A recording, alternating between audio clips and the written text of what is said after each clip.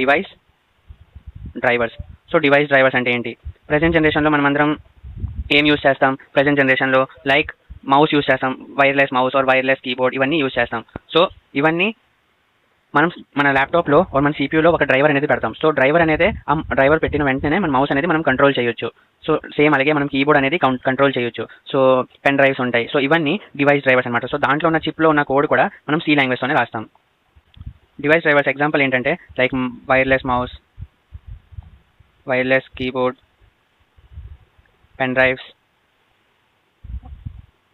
Audio drivers, video drivers and USB drivers. So ఇవన్నీ device drivers అనమాట. So దాంట్లో ఉన్న చిప్ని కూడా మనం సి లాంగ్వేజ్లో డెవలప్ చేస్తాం.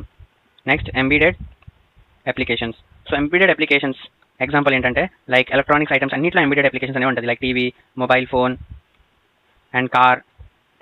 అన్ని డివైసెస్లో ఎలక్ట్రానిక్స్ అయినా వెహికల్స్, మోటార్ వెహికల్స్ అయినా అన్ని డివైసెస్లో ఎంబెడెడ్ అప్లికేషన్స్ అనేవి ఉంటాయి. లైక్ మన ఇప్పుడు టీవీ ఉంటుంది. సో టీవీని మనం ఆన్ చేయాలంటే రిమోట్తో ఆన్ చేస్తాం. సో టీవీ అండ్ రిమోట్ మధ్యన వైర్ ఉండదు, బట్ బ్లూటూత్ ఆన్ చేయం, వైఫై ఆన్ చేయం. సో ఆ రెండు ఎలా కనెక్ట్ అవుతాయి అనుకున్నారు?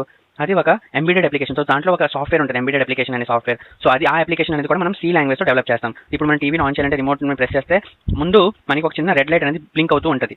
సో దాన్ని ఏమంటాం మనం?